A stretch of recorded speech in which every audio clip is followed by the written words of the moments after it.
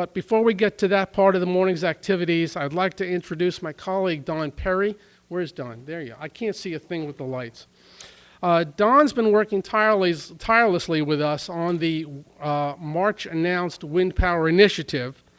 And Don is going to bring you up to speed on what the WPI has been doing, how we are progressing, and we'll go from there. I have to operate the projector, so we're going to switch.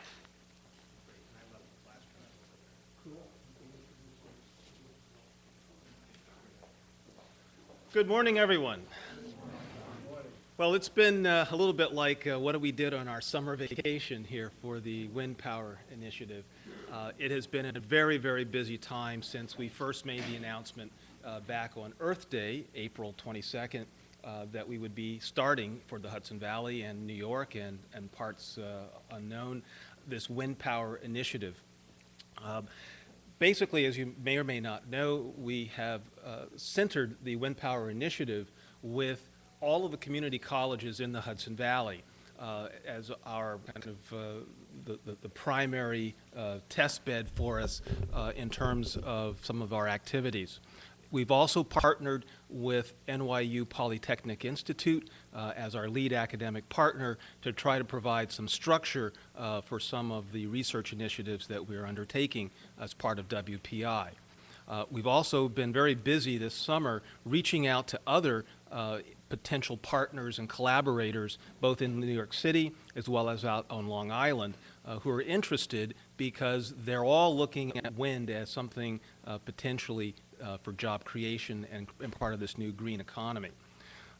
One of our bigger trips this summer was to the American Wind Energy Association, where we were able to meet with their executive staff and talk about what it is we're interested in at the Wind Power Initiative and what it is AWEA is doing and how we might be able to work together. And that was a very interesting discussion because essentially what we found is that the Wind Power Initiative is coming in and filling a niche that not even the American Wind Energy Association is focused on. WPI is looking at commercial, industrial, institutional, and multifamily residential users with a power need of 50 to 500 kilowatts.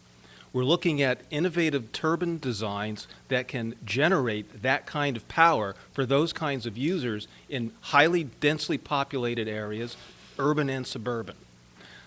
The American Wind Energy Association is focused on two segments.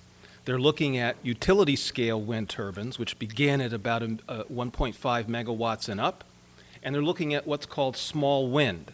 They define small wind as wind turbines between 1 kilowatt and 100 kilowatts. But effectively, they're really focused on the 1 to 10 kilowatt range of wind turbines. You're mostly familiar with the 1 to 10 kilowatt range of wind turbines because that's typically what you see out there in the marketplace, other than the utility scales. We're looking in the middle. We're looking at 50 to 500 kilowatts. And American Wind Energy Association was really quite surprised because nobody in their association is really in that target market. They're also surprised that we're focused on urban wind because no one is really looking at urban wind. They're all looking at rural, or they're looking at suburban, where you have 3-acre minimum, looking at mostly off-grid type applications where you can put a wind turbine on an 80-foot tower. We're looking at applications in urban and densely populated areas because we think there's something there that isn't exploited yet that could be, that has great potential. And as we're talking about distributed wind generation, where we're trying to generate power where it's being used, we're also focused on a segment in the marketplace where turbines are bigger than small wind turbines have habitually been built for, but smaller than the utility scale. And so in our discussions with them, and we spent quite a long time with them, it looks like we have an opportunity to help them as well as the field develop this whole area of this middle specialty of urban wind.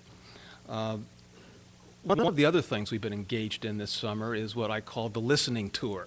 We've gone around to the various community colleges, and we still have a couple more trips to finish on that score. But essentially, we're trying to codify our relationship leading to a memorandum of understanding and what we, the WPI, will be providing to the colleges and what the colleges will be providing as part of their participation in WPI. And there'll be some more announcements on that score as we move through the fall. We've also been codifying our research initiative. And Les, if you've got those slideshows, the PowerPoint. Oh, great.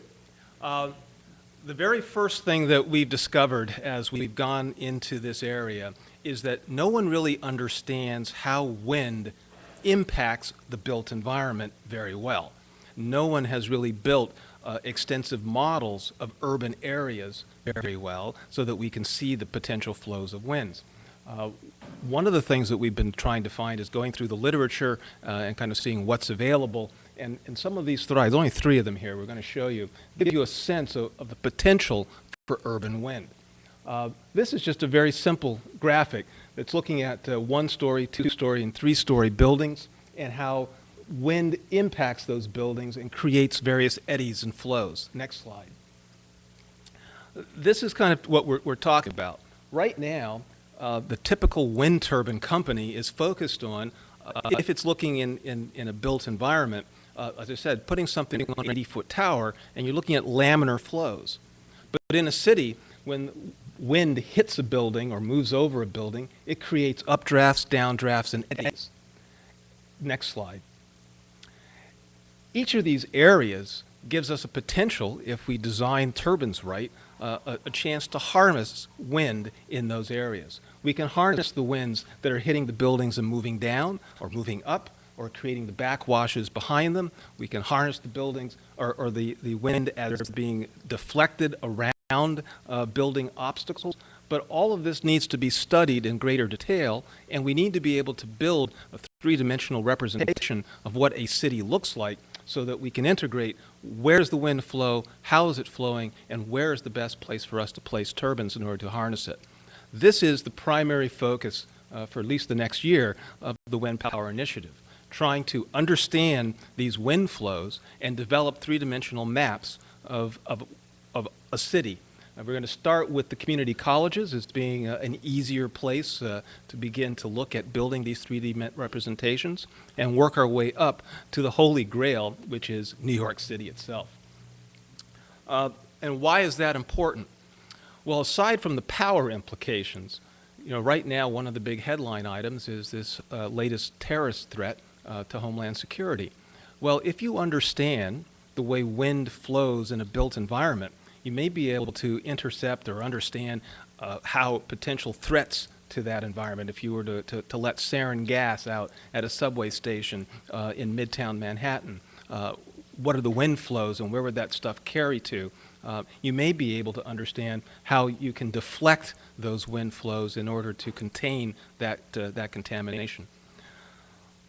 This is a representation also of our latest manufacturer who's interested in participating in the WPI. What's interesting here is that this looks nothing like your traditional wind turbine.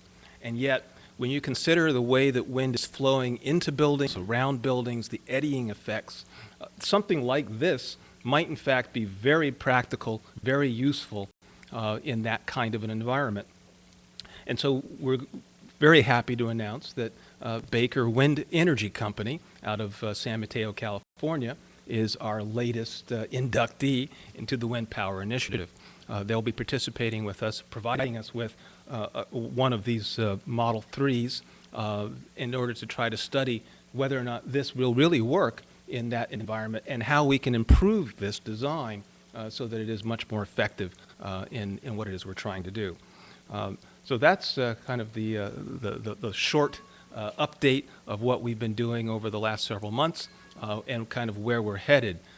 The idea is that by the end of the year, next year, we should have a 3-dimensional model of the city of New York that we can plot wind as it comes into that city, as well as the wind generated by the city. We're not talking politicians, but we're really talking about the ventilating systems, the chiller systems, and what have you. As the air comes out of buildings, again, a unit like this might be very effective at capturing the exhausts coming off those buildings, and it may be a way for us to create zero net energy skyscrapers using their own air exhausts.